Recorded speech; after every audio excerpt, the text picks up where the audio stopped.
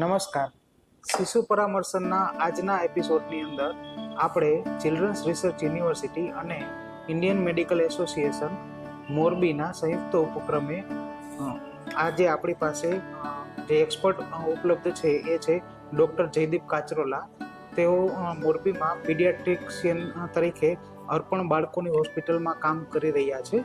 આપણે વેલકમ કરીએ ડૉક્ટર કાચરોલા સાહેબને. નમસ્તે સાહેબ. નમસ્તે. તો આપણા એક્સપર્ટ જે છે ડૉક્ટર જયદીપ કાચરોલા સાહેબ, તો એમની સાથે આપણે આજના એક અગત્યના વિષય પર ચર્ચા કરવાના છીએ. આ વિષય છે નવજાત શિશુની સામાન્ય તકલીફો. નવજાત શિશુની સામાન્ય તકલીફો ઉપર આપણે અગત્યની ચર્ચા કરીશું. તો સાહેબને અત્યારે હું પહેલો પ્રશ્ન એ પૂછું છું કે નવજાત શિશુના માથા પર પીળો ભીંગડા જેવો ભાગ હોય છે, તે શું હોય છે અને તેની શું સારવાર હોય છે? નવજાત શિશુના માથામાં જે પીળાશ પડતા ભીંગડા જોવા મળે છે તેને ક્રેડલ કેપ કહેવામાં આવે છે. તે નવજાત શિશુઓમાં સિબમનું ઓવર પ્રોડક્શન થવાથી થાય છે. તેને સિબોરિક ડર્મેટાઇટિસ પણ કહેવામાં આવે છે. આમ તેની કોઈ સ્પેસિફિક સારવાર કરવાની જરૂર હોતી નથી. સિમ્પલ સાદો આપણું કોકોનટ ઓઇલ લગાડવાથી ધીમે ધીમે સમયાંતરે તે ઢીલા પડતા જાય છે અને આપમેળે નીકળી જાય છે. પરંતુ જો તમને એમાં ઇન્ફેક્શન, ખાસ ફંગલ ઇન્ફેક્શન જેવું લાગે તો તમે ચામડીના ડૉક્ટરનો અભિપ્રાય લઈ શકો છો. સાહેબ, નવજાત શિશુમાં ઘણી વખત એવું દેખાય છે કે માથાની બહારના ભાગમાં ઉપર પોચો ભાગ દેખાય છે કે જે નાનો પોચો દડી જેવો હોય છે અને જેમાં પાણી જેવું પ્રવાહી ભરેલું હોય એવું દેખાય છે. તો આ શું હોય છે અને તેની શું સારવાર હોય છે? માથામાં જે પોચો ભાગ જોવા મળે છે જન્મ પછી એને કેપટ સક્સિડેનમ કહેવામાં આવે છે. ડિલિવરી પહેલાં બાળકનું જે માથું જે નીચે ફસાયેલું હોય અને લાંબો સમય ડિલિવરીમાં જો સમય લાગે તો ત્યાં થોડુંક ઓછું પ્રવાહી જેવું કલેક્શન થતું હોય છે. એ કેપટ સક્સિડેનમ હોય છે અને તેની કોઈ સારવાર કરવાની જરૂર હોતી નથી. તે સમયાંતરે આપમેળે જતું રહે છે. પરંતુ એક કિફેલ હેમાટોમા એક બીજી એવી કન્ડિશન જે આના જેવી જ લાગે છે, તેમાં પાણીની જગ્યાએ લોહી ભરાયેલું હોય છે. આ બેમાંથી કયું છે તેના માટે તમારા ડૉક્ટરને બતાવવું જરૂરી હોય છે. કેપટ સક્સિડેનમ છે એ માથાના કોઈ પણ ભાગમાં ડિલિવરી વખતે માથાનો જે ભાગ ફસાયેલો હોય ત્યાં કેપટ સક્સિડેનમ જોવા મળે છે. પરંતુ જે કિફેલ હેમેટોમા છે, જેમાં બ્લડનું કલેક્શન જોવા મળે છે, તે જે માથાના સુચર્સ લાઇન હોય છે, જ્યાં સાંધાઓ હોય છે, તેની બહાર જતું હોતું નથી. સાહેબ, નવજાત શિશુમાં ઘણી વખત એવી સમસ્યા જોવા મળે છે કે તેના આંખમાંથી પાણી છલકતું હોય છે. તો આ સમસ્યા શું છે તેના વિશે થોડુંક જણાવશો? આપણી આંખોમાં આંખનું જે પાણી બનતું હોય છે તે આંખમાંથી નેઝોલેક્રેમલ ડક્ટ દ્વારા નાકમાં આવતું હોય છે. પરંતુ ઘણા બધા નવજાત શિશુઓમાં જો આ ડક્ટ બ્લોક હોય તો આંખનું પાણી નાકમાં ન આવી શકે અને ઉપરથી છલકાતું હોય છે, જેને આપણે નેઝોલેક્રેમલ ડક્ટ ઓબ્સ્ટ્રક્શન કહીએ છીએ. તેની સારવારમાં આંખનો જે ખૂણો હોય છે ત્યાં લેક્રેમલ સેક હોય છે. તેને દરેક વખતે વારંવાર સ્વચ્છ આંગળીથી દબાવવાથી આ ડક્ટ ઓપન થઈ જતી હોય છે. પછી આંખનું પાણી બહાર છલકતું નથી અને એ નેઝોલેક્રેમલ ડક્ટ દ્વારા નાકમાં જતું રહેતું હોય છે. પરંતુ સાથે જો આંખમાં બાળકને ચીપિયા વળતા હોય તો તેના માટે ડૉક્ટરની સલાહ લેવી જરૂરી બને છે. ડૉક્ટર સાહેબ, ઘણી વખત એવું દેખાય છે કે નવજાત શિશુનું આપણે તપાસી કે બાળક ફરફર કરે છે પણ પડખા ફરે છે તો ત્યારે આપણે એવું દેખાય છે કે એનું એક નાક જે છે એ બંધ થઈ ગયું હોય છે. તો આવું શા માટે થાય છે? નવજાત શિશુમાં નાક બંધ થઈ જવું એક સામાન્ય વસ્તુ છે. તે કોઈ રોગના લક્ષણો નથી.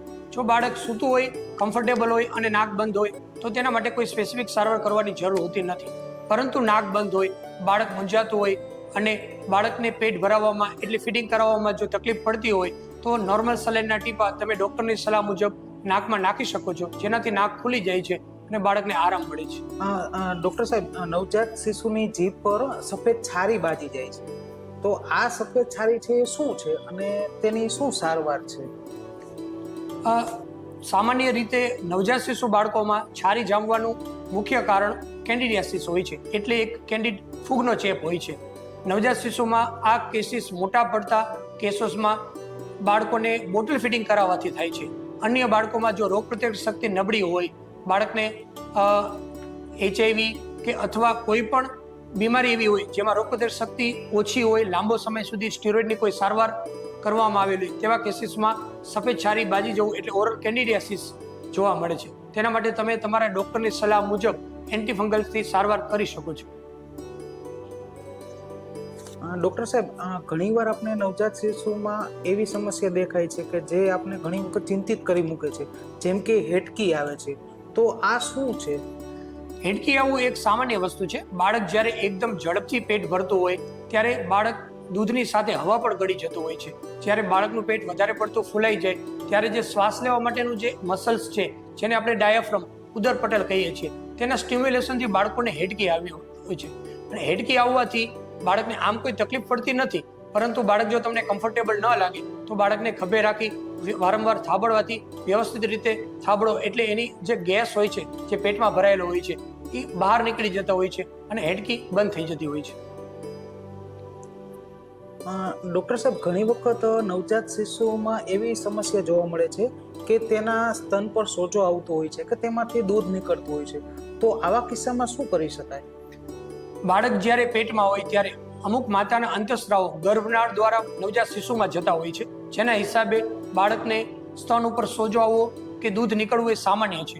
પરંતુ જો સાથે બાળકને દુખાવો થતો હોય, લાલાશ પડતું સ્તન લાગતું હોય અથવા એમાંથી પરુ એટલે રસી નીકળતી હોય તો તમારા ડૉક્ટરની સલાહ મુજબ એને એન્ટીબાયોટિક્સ ટ્રીટમેન્ટ, ઇન્ફેક્શનની સારવાર કરવી જરૂરી બને છે. પરંતુ જો દુખાવો ના હોય, ફક્ત સ્તનનો ભાગ મોટો થયો હોય અને દૂધ જ નીકળતું હોય છે તો તેમને અડવાની જરૂર હોતી નથી, તેમને દબાવવાની જરૂર હોતી નથી. આપમેળે હોર્મોનનું લેવલ ઓછું થવાથી એ સ્તન નાનું થઈ જાય છે અને મટી જતું હોય છે. ડૉક્ટર સાહેબ, નાના બાળક ઉપર આપણે ઘણીવાર જોઈએ છીએ તો લાલ કલરના ચકામા થાય છે. તો આ ચકામા શું છે? નવજાત શિશુમાં ઇરિથોમા ટોક્સિકમ નિયોનેટોરમ એક સામાન્ય વસ્તુ છે, જેમાં શરીર ઉપર લાલ ચકામા જોવા મળે છે. સામાન્ય રીતે આપણે આ જોઈએ તો કોઈ મચ્છર કરડ્યા હોય, કોઈ માખી કરડી હોય એવા ટપકા જોવા મળે છે. તે કોઈ રોગ નથી, તેની સ્પેસિફિક સારવાર કરવાની જરૂર હોતી નથી, સમયાંતરે જતું રહે છે. પરંતુ જો બાળકને લાલ ચકામાની સાથે જો તાવ આવતો હોય, બાળક વધારે કચકચ કરતું હોય તો એને ઇરિથોમા ટોક્સિકમ નિયોનેટોરમ સિવાય બીજી કોઈ બીમારી છે કે નહીં તે તમારા ડૉક્ટર્સની સલાહ લઈ તમે ડિફરન્સિએશન કરી શકો છો. સાહેબ, એક સમસ્યા એવી જોવા મળે છે કે સામાન્ય રીતે ખીલ થવા એ જે એડલ્ટ હોય, પુખ્ત વયમાં હોય એને થતા હોય છે, પણ નવજાત શિશુમાં પણ આ સમસ્યા જોવા મળે છે. તો એ શું છે? આપણે જે હોર્મોનની વાત કરી કે અમુક અંતઃસ્રાવો ગર્ભનાળ દ્વારા બાળકમાં માતામાંથી જતા હોય છે, એ જ રીતે આ ખીલ થવાનું એનું મુખ્ય કારણ છે. તેની કોઈ સારવાર ન કરવાથી પણ અમુક સમયાંતરે હોર્મોનનું લેવલ ઓછું થઈ જવાથી એ નવજાત શિશુના ખીલ આપમેળે મટી જાય છે. અને નવજાત શિશુની જો આપણે જીભની વાત કરીએ છીએ તો આપણા બોલવા માટેનું એક અમૂલ્ય અંગ છે. તો જીભની નીચેનો આ જે તાર છે ઘણીવાર વધારે પડતો લાંબો હોય છે, જોડાયેલો હોય છે. તો એ શું કહેવાય છે અને શું કરી શકાય તેમાં? આપણે એને ટંગ ટ્રાય કહીએ છીએ કે જે જીભ નીચે આપણે જોડાયેલી હોય છે, પણ જો એનો તાર વધારે પડતો આગળ હોય તો બાળકને જીભ જ્યારે બહાર કાઢે ત્યારે આપણે દેડકા જે રીતે જીભ બહાર કાઢતા હોય છે તેના જેવું દેખાતું હોય છે. તેમાં બાળકને ર, ત, ટ જેવા શબ્દો જેના ઉચ્ચારણ જીભ દ્વારા થતા હોય છે તે કરવામાં તકલીફ પડતી હોય છે. આમ તેની સારવાર બહુ સામાન્ય હોય છે. એક લેઝર સર્જરીથી તમે નીચે જીભ છૂટી કરાવી શકો છો. નવજાત શિશુમાં બીજી પણ એક સમસ્યા એવી દેખાય છે કે ગર્ભનાળ ખડી ગયા પછી પણ લાલ ચણોઠી જેવો દાણો દેખાય છે. તો આને શું કહેવાય અને તેની સારવાર શું છે? સામાન્ય રીતે બાળકોમાં 7 થી 10 દિવસે ગર્ભનાળ ખરી જતી હોય છે, પરંતુ ગર્ભનાળ ખરી ગયા પછી જો તેનો અમુક ભાગ રહી જાય ત્યાં તો તેનો જે વિકાસ થતો હોય છે એમાંથી છે ને લાલ ચણોઠી જેવું ગોળ ચાંદુ જોવા મળતું હોય છે, જેને આપણે અમ્બિલિકલ ગ્રેન્યુલોમા કહીએ છીએ.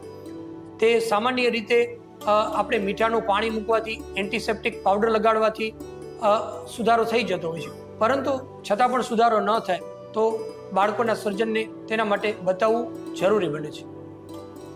અને બીજી તેની સાથે જોડાયેલી એક સમસ્યા એવી છે કે જે સામાન્ય રીતે આપણે જોઈએ છીએ કે નવજાત શિશુમાં જે દૂધટી હોય છે એ ભાગ થોડોક મોટો દેખાય છે, જેને આપણે ગુજરાતીમાં સાદી ભાષામાં એમ કહીએ છીએ કે દૂધટો છે મોટો. તો એ શું છે? એમાં શું થઈ શકે? આપણે જે વાત કરી કે 7 થી 10 દિવસે બાળકની ગર્ભનાળ ખરી જતી હોય છે, પછી જે એની પાછળની જે રિંગ હોય છે એ ક્લોઝ થઈ જતી હોય છે. પરંતુ જો આ રિંગ ક્લોઝ ન થાય તો જે દૂટીનો ભાગ છે એ ફૂલાય અને જે દૂટો બહાર દેખાય છે તેમાં આપણે સ્પર્શ કરીએ તો હવા ભરાયેલી એવું લાગે છે. જ્યારે બાળક રડે ત્યારે એ ભાગ વધારે ફૂલાય છે, પરંતુ તમે જો આંગળીથી પ્રેસ કરો તે અંદર જતો રહે છે, જેને અમ્બિલિકલ હર્નિયા કહેવામાં આવે છે. સામાન્ય રીતે 3-4 વર્ષ સુધી રાહ જોવાથી આ આપમેળે મટી જતું હોય છે, પરંતુ 3-4 વર્ષ થયા પછી પણ જો દૂટો એમનો એમ રહે તો તેની સામાન્ય સર્જરી કરવાથી સુધારો થઈ શકે છે. નવજાત શિશુની બીજી એક પેટ સંબંધિત સમસ્યાની જો વાત કરીએ તો શિશુને કબજિયાત થતી હોય છે અથવા તો વારંવાર એ ચરક કરતું હોય છે, તો આના માટે શું સારવાર છે? નવજાત શિશુ જો પ્રથમ વખત સ્ટૂલ પાસ કરી લે એટલે મળ પાસ કરી લે, પછીના દિવસોમાં 3-4 દિવસે પણ એક વખત નવજાત શિશુ મળ પાસ કરે એ નોર્મલ કહેવામાં આવે છે. સાથે જો અન્ય સમસ્યા હોય, જેમ કે બાળકને કબજિયાત રહેતું હોય પણ બાળક એકદમ ઢીલું રહેતું હોય, કમળો લાંબો સમય સુધી ચાલ્યો હોય, વધારે નીંદર કરતું હોય, તો આવા બધા લક્ષણો, ઘણીવાર થાઇરોઇડનું લેવલ ઓછું હોય, જેને આપણે હાઇપોથાઇરોઇડિઝમ કહીએ છીએ, તેવી સમસ્યા નથી ને, તો તે ડૉક્ટરની સલાહ લઈ અને પાકું કરાવવું જોઈએ. પરંતુ જો બીજી કોઈ પણ સમસ્યા ન હોય અને નવજાત શિશુ બધી રીતે કમ્ફર્ટેબલ હોય, એને કોઈ બીમારી ના હોય, વ્યવસ્થિત સમય ત્યારે સૂતું હોય, પેટ ભરતું હોય, રમતું હોય અને 3-4 દિવસે મળ પાસ કરતું હોય તો પણ ચાલે. અને જો ઘણી વખતે એવું પણ બનતું હોય છે કે નવજાત શિશુ બાળક દિવસમાં 7-8 વખત મળ પાસ કરતું હોય, જેટલી વખત ધાવે એટલી વાર મળ પાસ કરે, એવું આપણે બાળકોના માતા પિતા કહેતા હોય છે. જો બાળક ફક્ત માતાના ધાવણ ઉપર જ હોય, ઉપરનું દૂધ ન લેતું હોય, તો બાળક 7 થી 8 વખત મળ પાસ કરે તો પણ નોર્મલ છે. ઇન્ફેક્શન ત્યારે લાગી શકે કે જ્યારે આપણે બાળકને ઉપરનું દૂધ આપતા હોય અને એમાં ખાસ કરી અને બોટલથી દૂધ આપતા હોય, ઉપરના દૂધ આપતી વખતે જે વાસણનો યુઝ કરતા હોય છે તેની સાફ સફાઈ ચોખ્ખાઈ ન હોય તો બાળકને ઝાડા થઈ શકે છે. તો સાથે બાળકને તાવ આવવો, ઉલટી થવી, ઝાડામાં લોહી પડવું તેવી સમસ્યાઓ જોવા મળે છે. પરંતુ જો ફક્ત માતાનું ધાવણ જતું હોય અને બાળક 7-8 વખત પણ દિવસમાં મળ પાસ કરતું હોય અથવા 3-4 દિવસે પણ એક વખત મળ પાસ કરતું હોય તો તે સામાન્ય છે. ડૉક્ટર સાહેબ, બીજી એક એવી ગંભીર સમસ્યા ધ્યાનમાં આવી છે કે નવજાત શિશુમાં પણ માસિક આવે છે, તો આવું ખરેખર કુદરતી આવું પોસિબલ છે? આવું થાય છે? બહુ ઓછા કેસમાં નવજાત શિશુ એટલે બેબી ગર્લ્સમાં પણ એકાદી વખત માસિક આવી શકે છે. જે માતાના અંતઃસ્રાવો ગર્ભના દ્વારા બાળકમાં ગયા હોય તો તેનાથી માસિક આવી શકે છે. પરંતુ આપણે પાકું કરવું એ જરૂરી હોય છે કે બાળકને માસિકની જગ્યાએથી જ લોહી પડે છે ને, પેશાબમાં લોહી પડતું નથી ને. જો પેશાબમાં લોહી પડતું હોય તો તેના માટે તમારા બાળકોને ડૉક્ટરને બતાવવું જરૂરી બને છે. સાહેબ, આપનો ખૂબ ખૂબ આભાર. આજના આ સેશનની અંદર નવજાત શિશુની સામાન્ય તકલીફો, ઘણી બધી જે તકલીફો નવજાત શિશુના માતા પિતાને આ તકલીફો આવતી હોય છે એ જોતા હોય છે, તો એમાંથી જે પણ પ્રશ્નો ઉદ્ભવતા હોય છે એમાંથી જેટલા થઈ શકે એટલા સાહેબને આપણે પ્રશ્ન નક્કી કરીને પૂછ્યા છે અને સાહેબે એનો સારા એવા જવાબો આપ્યા છે કે જેથી માતા પિતાને કોઈ પણ નવું જાત બાળક હોય અને એને મૂંઝવતા હોય તો એવા પ્રશ્નોનું સમાધાન આપને મળ્યું છે. તો આજના આ સેશનની અંદર આપે તમારો કિંમતી સમય આપીને, અમારા પ્રશ્નોના જવાબ આપીને જે પણ આ ઓડિયન્સ જોઈ રહ્યા છે એમને તમે જે ઉપયુક્ત માહિતી આપી છે એના માટે ચિલ્ડ્રન્સ રિસર્ચ યુનિવર્સિટી તરફથી આપનો ખૂબ ખૂબ આભાર સાહેબ. જો આપણે સારણગાંઠ, વધરાવર અને અનડિસેજ ટેસ્ટિસની વાત કરીએ તો બાળક જ્યારે માતાના પેટમાં હોય છે ત્યારે 7 થી 8 મહિનાની ઉંમરે જે વૃષણની ગોળી હોય છે તે વૃષણ કોથળીમાં પહોંચી જતી હોય છે. પરંતુ જો વૃષણ કોથળીમાં ન પહોંચે તો આપણે તેને અનડિસેજ ટેસ્ટિસ કહીએ છીએ. અનડિસેજ ટેસ્ટિસ જો બાળકમાં હોય તો 3 થી 6 મહિના સુધી તેની રાહ જોઈ શકાય છે. પરંતુ આ સમય પછી પણ જો ગોળીનો ભાગ વૃષણ કોથળીમાં ન આવે તો તેની ઓપરેશન દ્વારા સારવાર થઈ શકે છે. અને અમુક સંજોગોમાં વૃષણ ગોળી વૃષણ કોથળીમાં જ હોય, પરંતુ વૃષણ કોથળીમાં જો પાણી ભરાયેલું હોય છે તો તેને આપણે વધરાવળ કહીએ છીએ. વધરાવળમાં બાળકને 4 થી 5 વર્ષની ઉંમર સુધી રાહ જોઈ શકાય છે. પરંતુ આ ઉંમર પછી પણ જો સમસ્યા એમની એમ રહે તો તેનું ઓપરેશન દ્વારા સારવાર શક્ય બને છે. અને આ જે વૃષણ ગોળીનો જે રસ્તો છે, જે પેટમાંથી જે વૃષણ કોથળીમાં પહોંચે છે અને એ રસ્તામાં જો આપણને આંતરડું જોવા મળે તો તેને હર્નિયા કહેવામાં આવે છે. એ સારણગાંઠ. આ સારણગાંઠની સારવાર બાળકની જ્યારે પણ નિદાન થાય ત્યારે કરાવી શકાય છે.